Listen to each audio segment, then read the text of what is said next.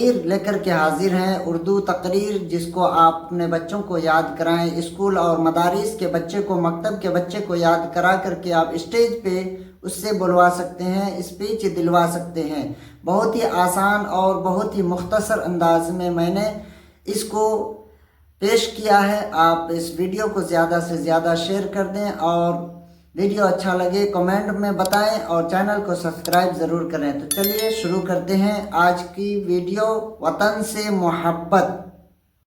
وطن سے محبت ایک فطری جذبہ ہے جو ہر انسان کے دل میں موجود ہوتا ہے۔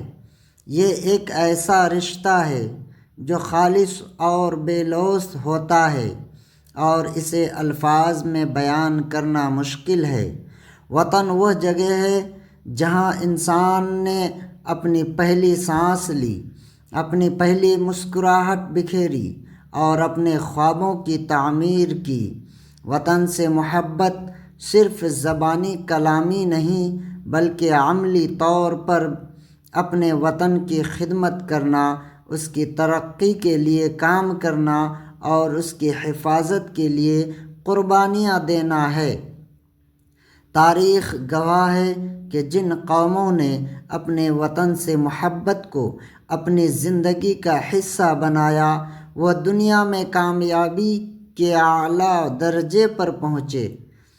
اسلام میں بھی وطن کی محبت کو بہت اہمیت دی گئی ہے۔ حضرت محمد صلی اللہ تعالی علیہ وسلم نے مکہ مکرمہ کو چھوڑتے ہوئے فرمایا، اے مکہ، تو مجھے سب سے زیادہ عزیز ہے، لیکن تیرے لوگ مجھے یہاں رہنے نہیں دیتے۔ یہ الفاظ ظاہر کرتے ہیں کہ وطن کی محبت ایمان کا حصہ ہے۔ وطن سے محبت کا تقاضا یہ ہے کہ ہم اپنے فرائض کو ایمانداری اور محنت سے انجام دیں، اپنے وطن کے قوانین کا احترام کریں، اور معاشرے میں بھائی چارے اور اتحاد کو فروغ دیں۔ ہمیں اپنے وطن کے لیے ہر لمحہ تیار رہنا چاہیے، چاہے وہ تعلیم کے میدان میں ہو یا میدان جنگ میں۔ آخر میں یہی کہوں گا کہ ہمیں اپنی زندگی کا ہر لمحہ وطن کی بہتری کے لیے وقف کرنا چاہیے، کیونکہ ایک مضبوط اور خوشحال وطن ہی ہماری شناخت اور فخر کی ضمانت ہے۔